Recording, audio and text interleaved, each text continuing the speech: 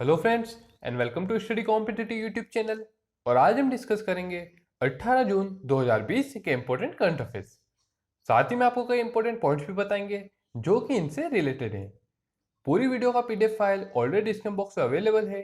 यदि आप PDF file download करना चाहते हैं तो आप नीचे डिस्क्रिप्शन बॉक्स से डाउनलोड कर सकते हैं। वीडियो शुरू करने से पहले आपसे एक रिक्वेस्ट करना चाहूंगा कि यदि आप हमारे चैनल पर नए हैं तो प्लीज़ हमारे चैनल को सब्सक्राइब कीजिए और बेल आइकन को प्रेस कीजिए ताकि आपको हमारे डेली करंट अफेयर्स की वीडियो सबसे पहले मिल सके। और वीडियो में लास्ट तक बने रहें क्योंकि वीडियो के लास्ट में आपसे एक बड़ा ही इंटरेस्टिंग सा क्वेश्चन पूछा जाएगा जिसका आंसर आपको नीचे कमेंट बॉक्स में देना है। तो चलिए वीडियो स्टार्ट करते हैं। तो आज का हमारा पहला क्वेश्चन है कि international day of family remittance यानी कि पारिवारिक प्रेषण अंतर्राष्ट्रीय दिवस हर वर्ष कब माना जाता है। तो international day of family remittance हर वर्ष 16 जून को मनाया जाता है। तो international day of family remittance इस दिवस का उद्देश्य दुनिया भर में अपने 800 मिलियन परिवारों के सदस्यों के जीवन को बेहतर बनाने के लिए 200 मिलियन से अधिक प्रवासियों के द्वारा दिए गए योगदान को चिन्हित करने के लिए 16 जून को international day of family remittance यानी कि पारिवारिक प्रेषण अंतर्राष्ट्रीय दिवस मनाया जाता है। मतलब जो भी व्यक्ति फॉरेन में जॉब कर रहे हैं और जो पैसा वो अपने फैमिली को पहुंचाते हैं उससे सोशल ग्रोथ और इकोनॉमिकल ग्रोथ होती है। तो उनके द्वारा दिए गए योगदान को चिन्हित करने के लिए 16 जून को international day of family remittance मनाया जाता है। और इस दिन को मनाने की शुरुआत संयुक्त राष्ट्र यानी कि यूनाइटेड नेशन ने की थी। और international day of family remittance 2020 में building resilience in times of crisis theme के साथ मनाया गया। Building resilience in times of crisis. तो इन सब बातों ध्यान रखिए और बढ़ते नेक्स्ट क्वेश्चन की ओर। तो हमारा नेक्स्ट क्वेश्चन है, हाल ही में माधवराव पाटिल का निधन हो गया, वे कौन थे। तो माधवराव पाटिल पूर्व लोकसभा सांसद थे और हाल ही में इनका निधन हो गया। माधवराव पाटिल 1999 में इंडियन नेशनल कांग्रेस पार्टी के गठन के बाद में उसमें शामिल होने वाले पहले व्यक्ति थे। इंडियन नेशनल कांग्रेस पार्टी के गठन के बाद में उसमें शामिल होने वाले पहले व्यक्ति थे और ये जन लक्ष्मी सहकारी बैंक के संस्थापक भी थे।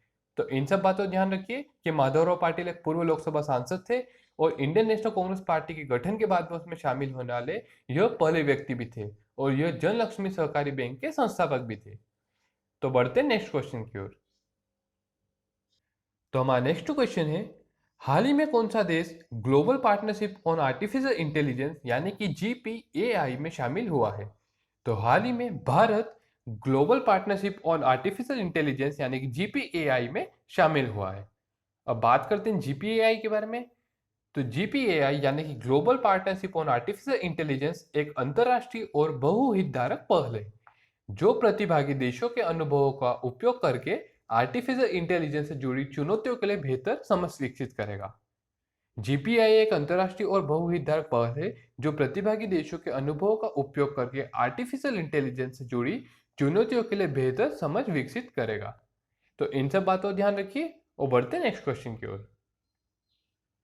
तो हमारा नेक्स्ट क्वेश्चन है, हाल ही में भारतीय रेलवे के सेंट्रल रेलवे जोन ने कौन सा एक आर्टिफिशियल इंटेलिजेंस सक्षम रोबोट लॉन्च किया है। तो हाल ही में भारतीय रेलवे सेंट्रल रेलवे जोन ने कैप्टन अर्जुन नामक एक आर्टिफिशियल इंटेलिजेंस सक्षम रोबोट लॉन्च किया है। तो यह है कैप्टन अर्जुन। इस रोबोट में कई सारे सेंसर्स लगे हैं, कैमरास लगे हैं, मॉनिटर्स लगे हैं और स्क्रीनर्स लगे हैं और यह रोबोट लोगों की थर्मल स्क्रीनिंग करेगा। और इस रोबोट को भारतीय रेलवे के सेंट्रल रेलवे जोन ने लॉन्च किया है और इसी के साथ में कई और सारे रोबोट्स भी लॉन्च हुए हैं तो उन्हें भी डिस्कस करते हैं। तो कैप्टन अर्जुन से पहले 3 रोबोट्स लॉन्च किए गए जो थे कर्मीबोट रोबोट, कोरोबोट रोबोट और कोविड-19 वारबोट रोबोट। तो कर्मीबोट रोबोट को लॉन्च किया गया था केरला में। कर्मीबोट रोबोट को लॉन्च किया था केरला में। उसके बाद में कोरोबोट रोबोट को महाराष्ट्र में लॉन्च किया गया। कोरोबोट रोबोट को महाराष्ट्र में लॉन्च किया गया और फिर त्रिपुरा में कोविड-19 वारबोट रोबोट को लॉन्च किया गया। कोविड-19 वारबोट रोबोट को। तो इन सब बातों को ध्यान रखिए और बढ़ते नेक्स्ट क्वेश्चन की ओर। तो हमारा नेक्स्ट क्वेश्चन है, हाल ही में किसने गर्मी बैंड डिवाइस को लॉन्च किया है। तो हाल ही में जी किशन रेड्डी ने गर्मी बैंड नामक डिवाइस को लॉन्च किया है। अब बात करते हैं इस गर्मी बैंड नामक डिवाइस की। तो इस डिवाइस के द्वारा सरफेस और एटमॉस्फेयर में उपस्थित 99.9% बैक्टीरियाज को मारा जा सकता है। 99.9% बैक्टीरियाज को मारा जा सकता है। और इस डिवाइस के इस्तेमाल से क्वारंटाइन सेंटर्स और अस्पताल में कोरोना वायरस को खत्म करने में मदद मिलेगी। इस डिवाइस के द्वारा क्वारंटाइन सेंटर्स और अस्पतालों में कोरोना वायरस को खत्म करने में मदद मिलेगी। और इस डिवाइस को लॉन्च किया है केंद्रीय गृह राज्य मंत्री जी किशन रेड्डी ने। तो ये है जी किशन रेड्डी, जो कि वर्तमान में केंद्रीय गृह राज्य मंत्री है। और हाल ही में इन्होंने ही गर्मी बेन नामक डिवाइस को लॉन्च किया है। तो इन सब बातों का ध्यान रखिए और बढ़ते हैं नेक्स्ट क्वेश्चन की ओर। तो हमारा नेक्स्ट क्वेश्चन है, हाल ही में किस शेफ ने क्वालिटी एनजेड क्यूलिनरी कप यानी कि क्वालिटी न्यूजीलैंड क्यूलिनरी कप 2020 पुरस्कार जीता है? तो हाल ही में अंगद सिंह राणा ने क्वालिटी एनजेड क्यूलिनरी कप 2020 पुरस्कार का खिताब जीता है। और यह अवार्ड पूर्व क्रिकेट लेजेंड और चेन्नई सुपर किंग के कोच स्टीफन फ्लेमिंग के द्वारा अनाउंस किया गया। और यह पुरस्कार भारत में आयोजित न्यूजीलैंड का पहला वर्चुअल शेफ कंपटीशन है। यह पुरस्कार भारत में आयोजित न्यूजीलैंड का पहला वर्चुअल शेफ कंपटीशन है और इसे अनाउंस किया है क्रिकेट लेजेंड और चेन्नई सुपर किंग के कोच स्टीफन फ्लेमिंग ने। तो यह है शेफ अंगद सिंह राणा। हाल ही में इन्होंने ही क्वालिटी न्यूजीलैंड क्यूलिनरी कप 2020 का खिताब जीता है। अब बात करते हैं न्यूजीलैंड के बारे में। तो यह है न्यूजीलैंड। न्यूजीलैंड ऑस्ट्रेलिया कॉन्टिनेंट में स्थित है। न्यूजीलैंड की कैपिटल है वेलिंगटन। न्यूजीलैंड की करेंसी है न्यूजीलैंड डॉलर। और वर्तमान समय में न्यूजीलैंड की प्राइम मिनिस्टर है जेसिंडा अर्डन। Jacinda Ardern. तो यह है जेसिंडा अर्डन, जो कि न्यूजीलैंड की प्राइम मिनिस्टर है और यह एक बहुत ही प्रसिद्ध प्राइम मिनिस्टर है, जो कि अपने कार्यों के कारण जानी जाती है। और हाल ही में इन्हीं के कथक प्रयासों के कारण न्यूजीलैंड दुनिया का पहला कोरोना फ्री देश बना है। न्यूजीलैंड दुनिया का पहला कोरोना फ्री देश बना है। और हाल ही में इनकी प्रसिद्धि 66% तक बढ़ गई है। हाल ही में इनकी प्रसिद्धि दुनिया में 66% तक बढ़ गई है। तो इन सब बातों का ध्यान रखिए और बढ़ते हैं नेक्स्ट क्वेश्चन की ओर। तो हमारा नेक्स्ट क्वेश्चन है, हाल ही में किसने ई ऑफिस एप्लीकेशन लॉन्च किया है? तो हाल ही में एम अजीत कुमार ने ई ऑफिस एप्लीकेशन को लॉन्च किया है। अब इस ई ऑफिस एप्लीकेशन के द्वारा फाइलों को एक स्थान से दूसरे स्थान तक पहुंचाया जा सकता है। फाइलों को एक स्थान से दूसरे स्थान तक पहुंचाया जा सकता है। और इस ई ऑफिस एप्लीकेशन को लॉन्च किया है एम अजीत कुमार ने। और एम अजीत कुमार वर्तमान में सीबीआईसी के अध्यक्ष हैं। एम अजीत कुमार वर्तमान में सीबीआईसी के अध्यक्ष हैं। तो अब बात करते हैं सीबीआईसी के बारे में। तो सीबीआईसी का फुल फॉर्म है central board of indirect taxes and custom. Central board of indirect taxes and custom. और इसकी स्थापना 1 जनवरी 1964 में की गई।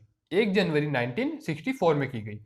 और इसका मुख्यालय न्यू दिल्ली में है। और वर्तमान समय में सीबीआईसी के अध्यक्ष है एम अजीत कुमार। एम अजीत कुमार। तो इन सब बातों ध्यान रखिए और बढ़ते हैं नेक्स्ट क्वेश्चन की ओर। तो हमारा नेक्स्ट क्वेश्चन है, हाल ही में आर्सेलर मित्तल ग्रुप ने किस राज्य में 2000 करोड़ तक के निवेश का करने की घोषणा की है?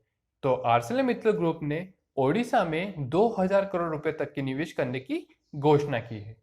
अब बात करते हैं ओडिशा के बारे में।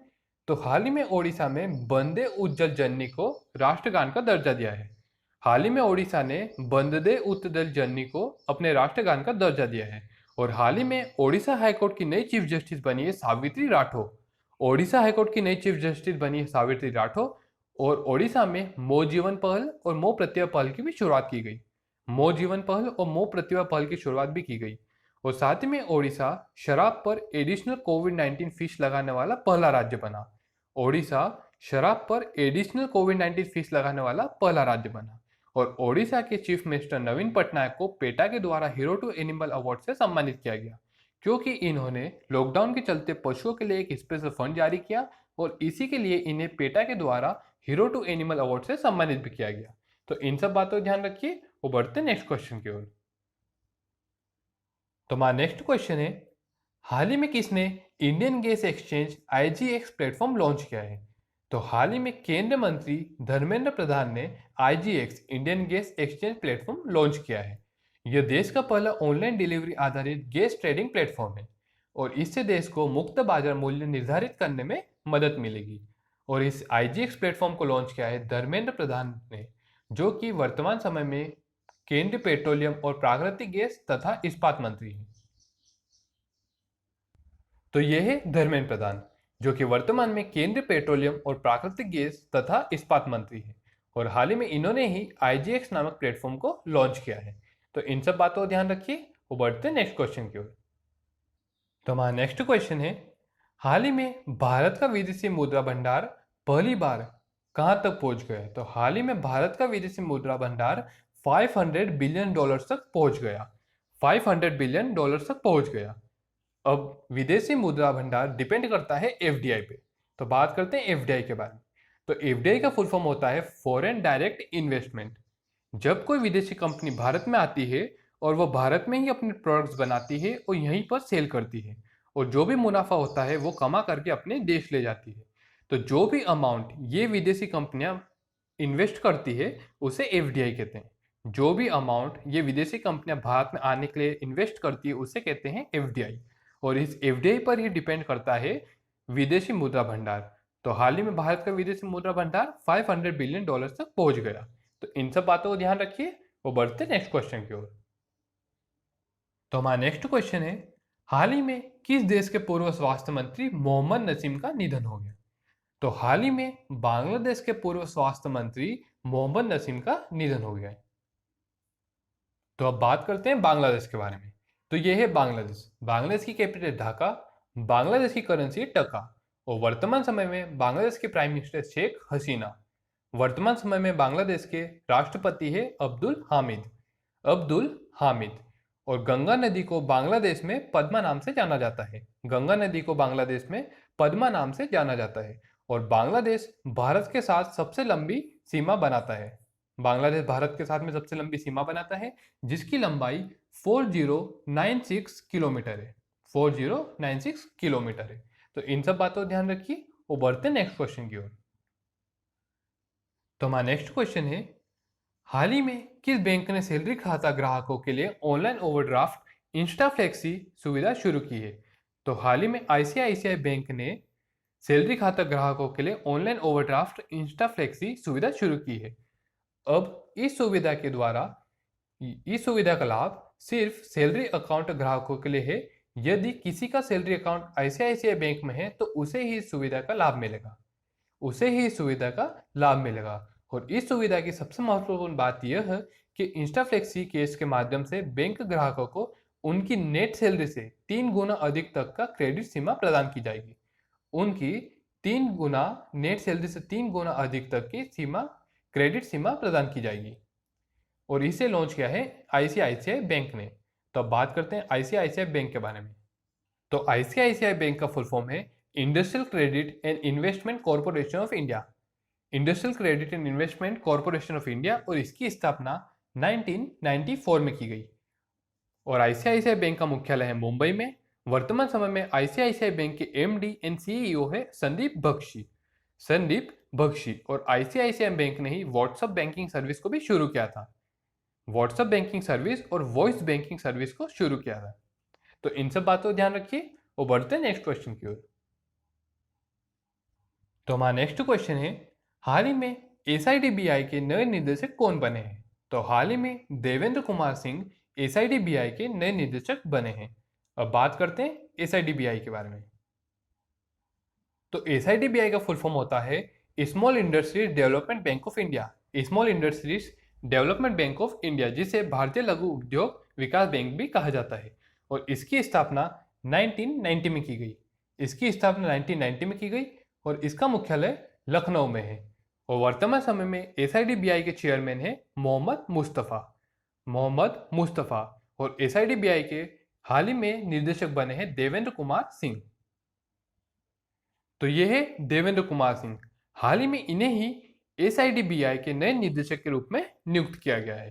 तो इन सब बातों ध्यान रखिए। और बढ़ते नेक्स्ट क्वेश्चन की ओर।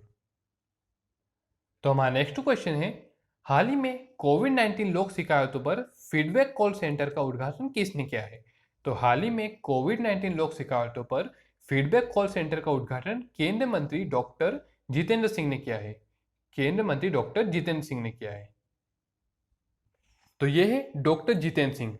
यह वर्तमान में पूर्वोत्तर क्षेत्र विकास मंत्रालय, प्रधानमंत्री कार्यालय, लोक शिकायत और पेंशन, परमाणु ऊर्जा तथा अंतरिक्ष के राज्य मंत्री हैं। पूर्वोत्तर क्षेत्र विकास मंत्रालय, प्रधानमंत्री कार्यालय, लोक शिकायत और पेंशन, परमाणु ऊर्जा तथा अंतरिक्ष मंत्रालय के राज्य मंत्री हैं। तो इन सब बातों ध्यान रखिए। वो बढ़ते हैं नेक्स्ट क्वेश्चन की ओर। तो हमारा नेक्स्ट क्वेश्चन है, हाल ही में कहां पर 25 फीट ऊंची हनुमान जी की प्रतिमा स्थापित की गई है?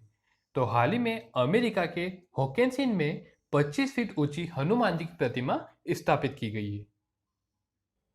तो यह है होकेनसिन में स्थित 25 फीट ऊंचे हनुमान जी की प्रतिमा, और जिसका कुल वजन 3000 किलोमीटर है, और इसे भारत में ही तैयार किया गया है। इसे दक्षिण भारत के वारंगल जिले में ब्लैक ग्रेफाइट के टुकड़े से बनाकर तैयार किया गया है, और फिर इसे शिप के माध्यम से अमेरिका पहुंचाया गया है। और इसे बनाने का कुल लागत खर्च $1,00,000 है, जिसका पूरा खर्च होकेनसिन में हिंदू परिवारों ने उठाया है। जिसका पूरा खर्च होकेनसिन के हिंदू परिवारों ने उठाया है। तो इन सब बातों ध्यान रखिए। तो दोस्तों, हमारे आज के करंट अफेयर्स बस यही समाप्त होते हैं। अब मैं आपसे क्वेश्चन पूछूंगा, लेकिन उससे पहले मैं आपसे लास्ट वीडियो में पूछे क्वेश्चन का आंसर दूंगा। तो लास्ट वीडियो में मैंने आपसे पूछा था कि हाल ही में स्त्री कार्यक्रम की शुरुआत किस शहर ने की है, और आपके ऑप्शन थे बेंगलोर, चेन्नई, लखनऊ या फिर हैदराबाद। तो इसका डी आंसर सही है। हाल ही में हैदराबाद ने स्त्री कार्यक्रम की शुरुआत की, और इसका स्त्री का फुल फॉर्म है she triumphs to respect equality and empowerment. She triumphs to respect equality and empowerment.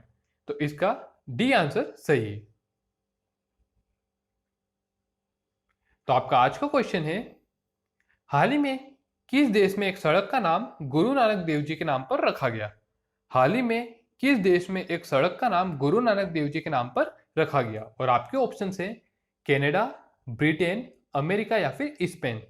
Canada, Britain, America या फिर स्पेन। और इस क्वेश्चन का आंसर आप नीचे कमेंट बॉक्स में दीजिए, और इस क्वेश्चन का सही आंसर मैं आपको कल की वीडियो में बताऊंगा। तो दोस्तों, हमारी आज की वीडियो बस यहीं समाप्त होती है। कल फिर हाजिर होंगे नई करंट अफेयर्स की वीडियो के साथ में। तब तक वीडियो को लाइक कीजिए, शेयर कीजिए और चैनल को सब्सक्राइब कीजिए। और आप हमें इंस्टाग्राम और ट्विटर पे भी फॉलो कर सकते हैं। हमारे इंस्टाग्राम और ट्विटर दोनों की लिंक मैंने ऑलरेडी डिस्क्रिप्शन बॉक्स पे दे रखी है। आप चाहे तो हमें वहां से फॉलो भी कर सकते हैं। वीडियो को पूरा देखने के लिए धन्यवाद।